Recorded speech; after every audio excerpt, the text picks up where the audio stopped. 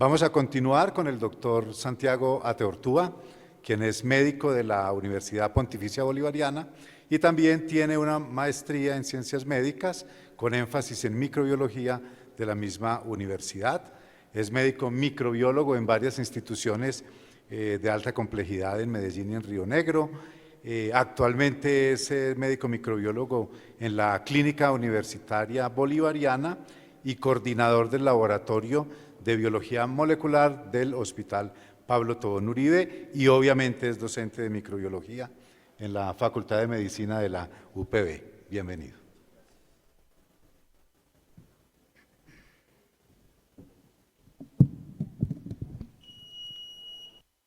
Bueno, buenas tardes, muchas gracias por la invitación. Esta charla quedó muy bien ubicada después de las dos presentaciones anteriores porque ya me adelantaron una parte muy importante. Bueno, el diagnóstico virológico realmente en los últimos años ha tenido un cambio muy importante y en la actualidad estamos viendo que este cambio se vio básicamente porque los laboratorios de microbiología, al enfrentarse a la pandemia de COVID-19, como lo dijo Romaina ahora, pasamos de tener diagnóstico molecular en muy pocos sitios a tenerlos en varias instituciones. Esto también ha llevado a que nosotros queramos saber qué es lo mejor para estas pruebas diagnósticas y lo ideal es que sean pruebas rápidas, que sean precisas, sencillas, que sean asequibles. Y ese diagnóstico rápido es muy importante porque nos va a permitir una curación y elegir mejores terapias para nuestros pacientes. Dentro de la historia de la virología y del diagnóstico tenemos que realmente tuvimos un siglo que la evolución fue muy lenta. Los primeros descubrimientos virales fueron… Ay, ¿qué dice acá? Ya empecé a hacer daños. ¿Me ayuda ahí, porfa? Que creo que apreté el botón donde no era.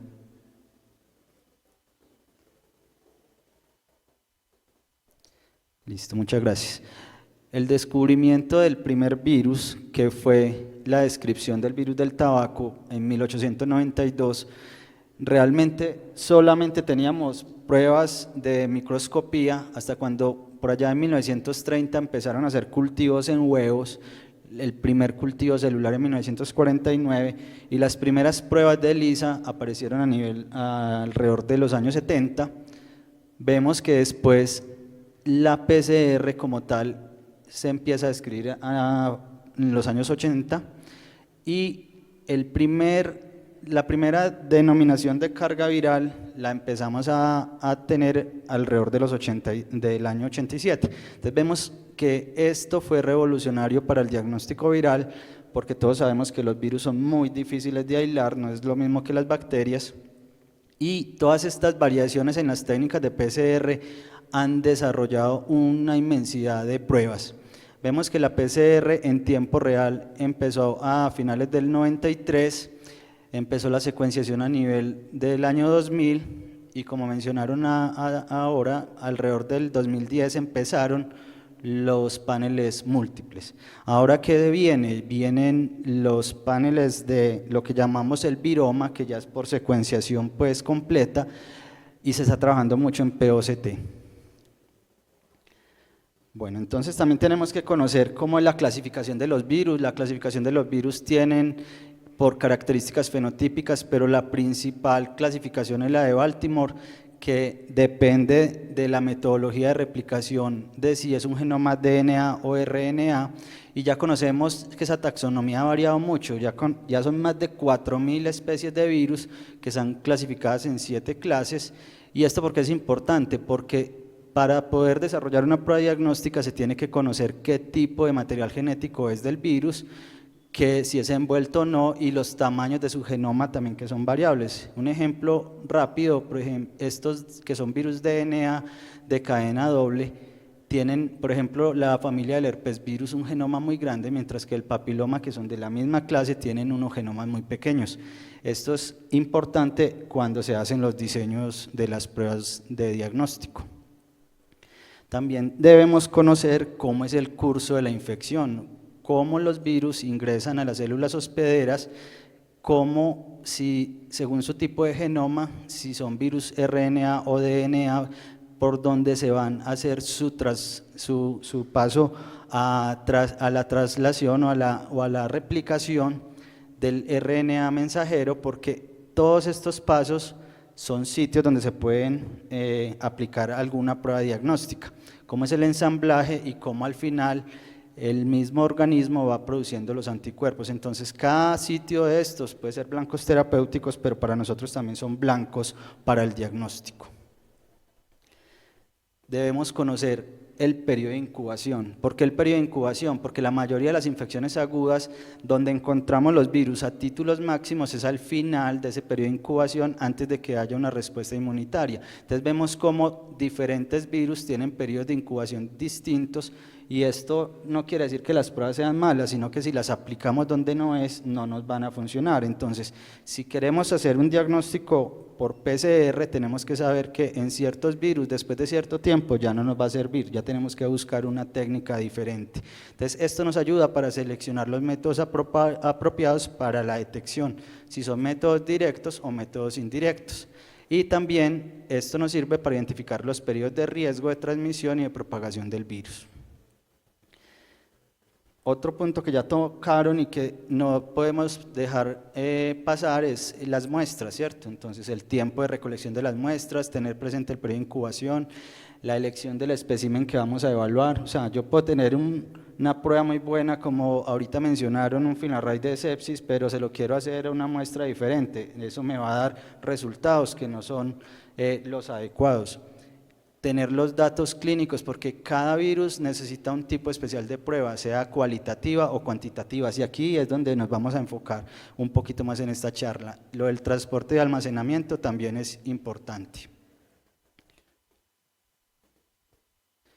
Entonces, dentro de los métodos de diagnóstico virológico, el cultivo celular, que es el considerado el estándar de oro, tiene unas limitaciones muy importantes. Primero, requiere mucho tiempo. Segundo, hay alto riesgo de contaminación. Y tercero, se requiere una infraestructura de laboratorio muy importante. Para como suplir estos problemas de los cultivos celulares, se han desarrollado los métodos de biología molecular. Básicamente los que son basados en PCR, están las PCRs convencionales, las PCRs en tiempo real, la secuenciación, que hace que estas diferencias puedan ser superadas. Dentro de otras formas de técnicas de detección directa están las pruebas antigénicas, que todos conocemos como inmunofluorescencias o ELISAs, la microscopía electrónica, que nos ayuda a conocer como la estructura del virus y la morfología, microscopía de luz, que es la microscopía normal que se hace en patología o en el laboratorio de micro para ver el efecto citopático de los virus, y la detección de los genomas virales, que básicamente la mayoría están en pruebas de reacción en cadena de polimerasa. Para estas pruebas hay un paso muy importante, que es la purificación de los ácidos nucleicos, o sea, cómo obtengo yo esta cantidad de DNA pura. Entonces, los métodos utilizados para la muestra, el almacenamiento, el transporte pueden afectar estos resultados. O sea, una buena amplificación y una buena extracción depende de que se haya manipulado muy bien la muestra al principio. La extracción del ácido nucleico es el paso crítico más importante para que una PCR normal o una PCR en tiempo real tenga un desempeño adecuado. Y las extracciones de esos ácidos nucleicos se pueden utilizar para cualquier prueba de amplificación de ácidos nucleicos. Hay diferentes pruebas de extracción, dentro de ellas está la ebullición, que es por calor, están por matrices de intercambio iónico, están las precipitaciones de ADN, hay partículas de vidrio magnético o hay membranas de sílice, que todas dependen del tipo de prueba o del tipo de virus que estemos trabajando, que nos aumentan el rendimiento. Las PCRs que se basan en tiempo real, basadas en sonda, son técnicas que me ayudan que son muy sensibles y muy específicas, y que me ayudan a detectar esta amplificación por sondas de fluorescencia, y es lo que se ha trabajado en los últimos años. Ya las PCRs que hacíamos en geles de agarosa hace mucho tiempo, eso ya prácticamente no lo utilizamos, y sirven tanto para detectar DNA como RNA. Esos métodos hay varias metodologías, pero las tres principales están basadas en las ondas Tagman, que lo que se hace con una sonda es que tenemos ondas marcadas que al momento de unirse al blanco que está diseñado con una enzima se libera la fluorescencia y son las que más se utilizan en las PCR de tiempo real, pero también hay otras que son las Molecular Beacon, que es una metodología en la cual está como en una hebilla, en un loop, y estas cuando no hay reacción no produce fluorescencia porque le está bloqueando la producción de fluorescencia, pero cuando encuentra su blanco se separan y libera la fluorescencia. Entonces esto va mejorando la amplificación. Más adelante les voy a mostrar un ejemplo de esto, y están las ondas de hibridación. Todos esos análisis son muy importantes porque estas PCRs detectan blancos que ya conocemos, pero también me ayuda para determinar mutaciones, ¿cierto? Entonces estas mutaciones en algunos casos son importantes para determinar la susceptibilidad a los antivirales. Un ejemplo de PCR en tiempo real me sirve para monitorizar. Las PCRs en tiempo real lo que van haciendo es que me van monitorizando en tiempo real el proceso de amplificación, de la producción de esta fluorescencia. Entonces, a partir de los ciclos que empiezan a ampliar, él va detectando la cantidad de DNA que se va volviendo exponencial, lo va detectando y me va a dar un marcador. Esa fluorescencia se mide ciclo tras ciclo y esa intensidad de la señal es la que al final me dice si una prueba es positiva o negativa. Estas PCRs isotérmicas con amplificación mediada por bucles, que era la que les mencionó la LAMP, también sirven para detectar DNA o RNA y es mucho más rápida y son costo efectivas porque no se requieren unos equipos de termocicladores tan amplios, porque realmente se hacen a unas temperaturas muy constantes. La mayoría son en tiempos rápidos, menos de una hora, y el producto de amplificación puede ser detectado por varios métodos. La mayoría son por equipos automatizados que miden la fluorescencia. Como les expliqué, la metodología de es mucho más estable y evita las falsas reacciones de amplificación al estar esto como cerrado si no hay reacción. Y dentro de los usos que se está dando últimamente son la base para la mayoría de las pruebas de POCT o de pruebas que se hacen fuera de los laboratorios de biología molecular porque tienen menor probabilidad de riesgo de contaminaciones. Se utilizan, por ejemplo, para herpes, tienen unos límites de detección muy buenos, para Epstein-Barr y citomegalovirus, y ahorita con COVID han salido varias pruebas de estas que detectan desde 80 copias, o sea, son un poquito menos sensibles, pero tienen muy buena especificidad y el tiempo realmente es una de las ventajas. Entonces estas pruebas cada vez se están aplicando más.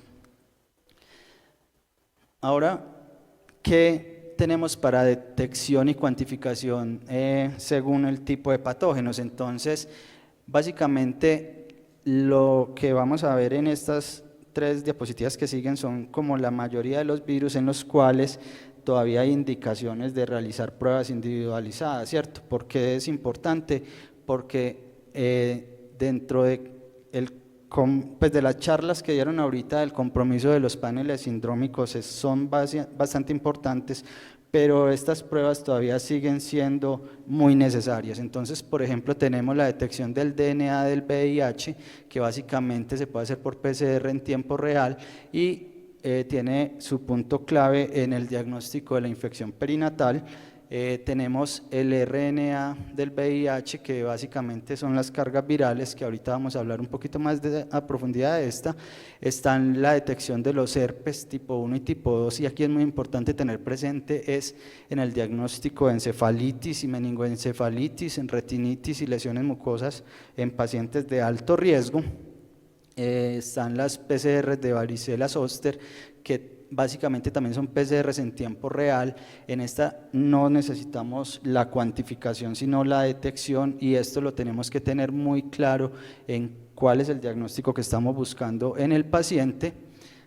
Tenemos citomegalovirus, que tenemos tanto la detección cualitativa como cuantitativa, y aquí vamos a tener vamos a profundizar un poquito más en lo de la carga viral en poblaciones de riesgo, lo mismo que el Epstein-Barr. los herpes 6 y 7, que realmente son un problema en el diagnóstico cuando no tenemos una clínica clara, porque pueden estar presentes en infecciones latentes. Está el herpes 8, que es el responsable del sarcoma de Kaposi, que se debe hacer por PCR en tiempo real, básicamente en sangre, en líquidos pleurales y pericárdicos. Tenemos las pruebas de adenovirus, que los adenovirus principalmente se pueden utilizar por múltiples PCRs, esto está en los paneles, pero también podríamos medir las cargas virales en ciertas circunstancias en poblaciones de alto riesgo. Realmente la mayoría de estas pruebas se requieren en pacientes inmunocomprometidos, en pacientes de trasplantes, en pacientes que tienen algún compromiso en su sistema inmune, porque muchos de los virus se pueden reactivar. Tenemos el parvovirus B19, que es muy importante como causa de anemias, el virus JC y el BK en pacientes trasplantados, y el papilomavirus humanos, que cada vez está más involucrado en el diagnóstico molecular, porque son pruebas mucho más sensibles que las pruebas convencionales de citología para la prevención del cáncer de cuello uterino y cánceres anorrectales. Dentro de estos también tenemos los virus de las hepatitis, que vamos a mirar que realmente la hepatitis C es uno de los que tenemos ahorita con mayor discusión, porque vienen unos medicamentos nuevos que probablemente hacen que estas cargas virales pueda que no se requieran tanto.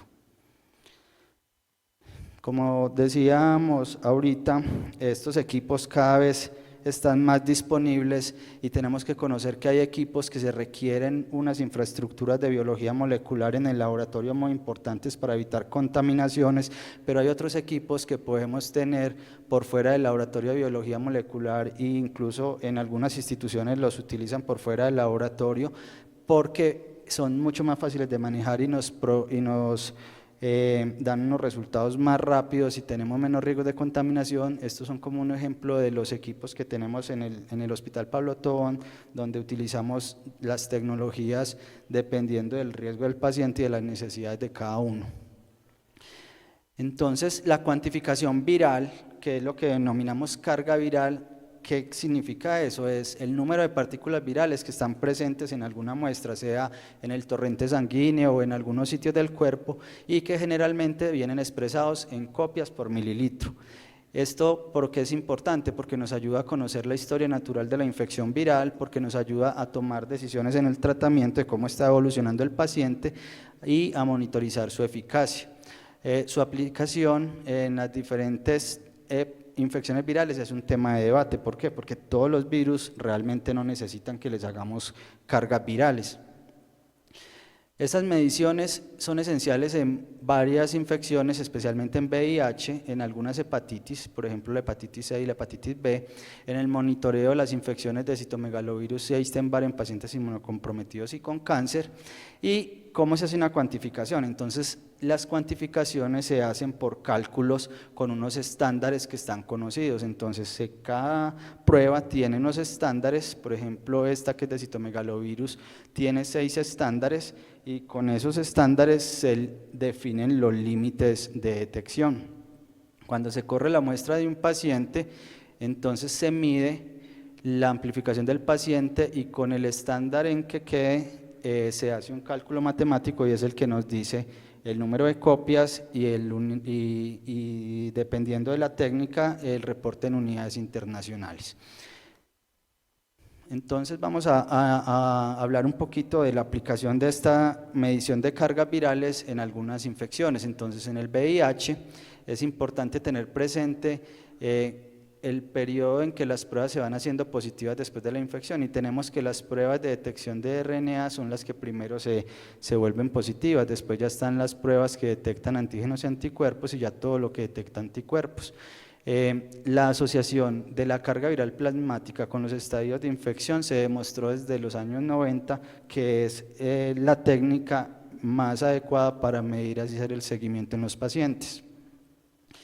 ¿Con qué se hace? Entonces se hacen PCR en tiempo real, que ya la ventaja que tienen las cargas virales actuales es que todos los procesos de extracción son automatizados, entonces esto estandariza más, porque al principio una de las limitaciones, y por eso lo mostré al inicio de la charla, es que tener esa cantidad de DNA, esa extracción, es un punto crítico, entonces no es comparable una extracción manual con una extracción automatizada, eso causa demasiada variabilidad entre las pruebas. Es una PCR que hace una retrotranscripción, previamente tenemos el RNA del VIH y posteriormente se hace una copia a ADN y esta es la que se amplifica. Son capaces de detectar todos los subtipos B y no B del VIH, tanto del grupo M y algunos VIH del grupo O, pero es muy importante que sepamos que no detectan VIH2. Entonces, si sospechamos VIH2, no podemos pedir la carga viral normal de VIH que tenemos en Colombia, sino que hay que hacer una diferente. Dentro de estas tenemos varios equipos, tenemos equipos automatizados que tienen un rango de detección muy bueno, que vienen desde 40 copias, algunos 20, 10, pero ¿qué limitaciones tienen estos equipos? El volumen de muestras, o sea, realmente tengo que montar muchas muestras para que sea rentable. Ya hay otras pruebas que vienen en plataformas individualizadas, que tienen un rango analítico similar y que son para hacer en sitios de bajo volumen y con infraestructuras de biología molecular que no estén muy bien desarrolladas. Entonces, esas mediciones, ¿para qué se utilizan? Para determinar el riesgo de progresión, para monitorizar la respuesta al tratamiento y para detectar si hay avances como fracasos en el régimen. Las pruebas que tenemos en este momento, que son de tercera generación, me detectan menos de 50 copias por mililitro, y esto es importante porque muchas veces el objetivo no estaba basado en el rendimiento clínico, sino en el rendimiento que tenía la prueba de laboratorio. Entonces, las pruebas que tenemos ahorita detectan menos de 50 copias. ¿Qué problema se está presentando ahorita? Entre más baja sea la detección, hay aumento de mediciones de RNA viral detectables que son intermitentes, que es lo que llamamos blips. Esas blips, ¿qué son? Que son de RNA residual, que básicamente tienen como varias explicaciones, y unas que son liberaciones de larga duración de células que están infectadas latentemente o que están en sitios santuarios como es el sistema nervioso central y el tracto genital, y se cree que estas viremias residuales de bajo nivel tienen una posibilidad de hacer que haya un fallo virológico en el paciente o que tenga un estímulo proinflamatorio continuo.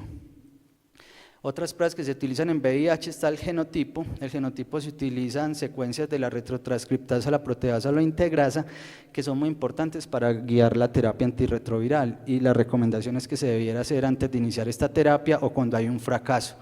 ¿Qué problemas tienen las actuales genotipificaciones? Las variantes minoritarias. ¿Cuáles son las variantes minoritarias? Cuando hay menos del 20% de poblaciones con mutaciones que pueden no ser detectadas. Se cree que esto se va a superar cuando tengamos ya mayor disponibilidad de la secuenciación masiva, que me detecta hasta el 0.5 de mutaciones, que eso ya realmente es muy importante.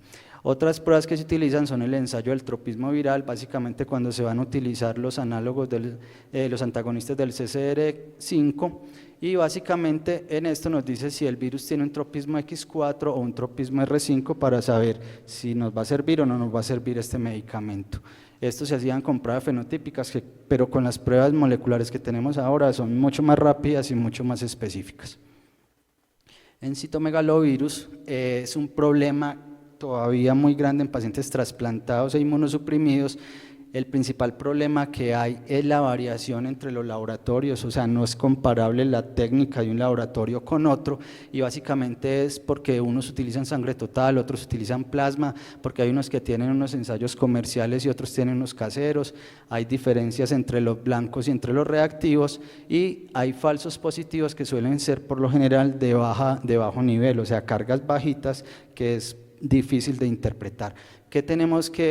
¿Qué se ha hecho para esto? Entonces, desde el 2010, OMS trató de unificar todas estas casas que hacían estas plataformas y sacó lo que se llaman las unidades internacionales, y es que cada casa comercial tiene que estandarizar su prueba para que me dé un valor que sea más comparable con las otras. Ellos dan unas pruebas de referencia que ya se sabe cuál es la carga que tiene y usted con su metodología tiene que tratar de equiparar a ese valor que es el más usual. Entonces se ha tratado de solucionar mucho esto en citomegalovirus. Eso era lo que les decía ahorita, están los estándares, la muestra del paciente y se sacan los cálculos y me dice más o menos cuántas copias está produciendo. Los rangos analíticos son muy buenos y mire la cantidad de muestras en las que podemos detectar citomegalovirus. La interpretación es la que sigue todavía en desarrollo y esa interpretación cada institución la debe definir con los puntos de corte para el manejo clínico. Este es el protocolo que se realizó con los infectólogos y los hematólogos del Hospital Pablo Tobón Uribe en pediatría y utilizando las unidades internacionales ven los diferentes rangos según el riesgo del paciente. También hay pruebas para detectar resistencia a citomegalovirus en los medicamentos, básicamente detectando las mutaciones en estos sitios. Ya voy a terminar 2 minuticos. Y estas mutaciones por lo general afectan un medicamento o otro medicamento y se diseñan buscando específicamente estas mutaciones. En Epstein-Barr, muy similar a citomegalovirus, la principal característica que tenemos es el riesgo en pacientes cuando el donante es el positivo y es muy importante para definir el riesgo de reducir la inmunosupresión y dar la terapia con ganciclovir. O sea, realmente se necesita medir carga viral de Epstein-Barr. Va a pasar rápido estos. Y por último, COVID. COVID fue la revolución en el diagnóstico molecular para nosotros porque hizo que fuera masiva y en un tiempo récord el diseño de pruebas y la distribución a nivel mundial. Siguen utilizándose pruebas de PCR para el diagnóstico.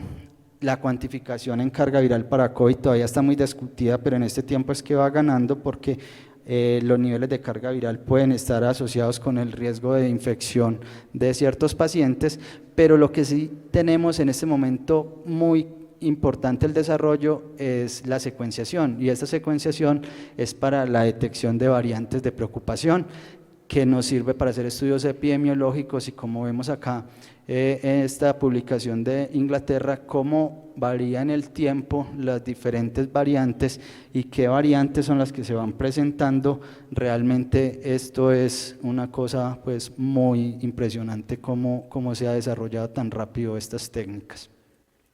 Para terminar entonces, los ensayos moleculares están actualmente completamente automatizados. Esto resulta en reducir precios, en que son menos costosos, que son mucho más rápidos, que la PCR en tiempo real ha revolucionado el diagnóstico virológico, la detección cualitativa del virus en diferentes muestras biológicas es un reto muy importante. La cuantificación de partículas virales también se requiere en ciertas patologías y permanece en la indicación de esta búsqueda etiológica individual. ¿Qué se viene? Entonces son todas estas pruebas que se puedan implementar en plataformas al lado del paciente y la secuenciación masiva de genomas que esté más disponible para todos. Muchas gracias, este es mi contacto.